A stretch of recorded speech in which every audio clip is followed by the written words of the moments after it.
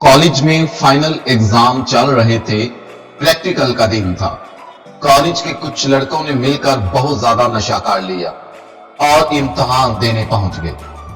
Practical में इन तीनों को एक कुत्ते पर तजर्बा करने का कहा गया।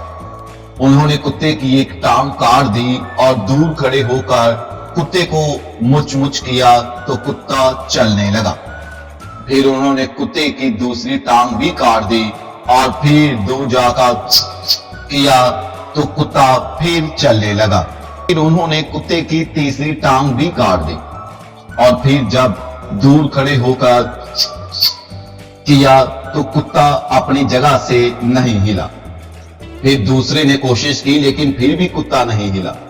इस पर उन्होंने लिख दिया, बस तजर्बा से साबित हुआ कि अगर कुत्ते की 3 टांगे काट दी जाएं तो वो बहरा हो जाता है।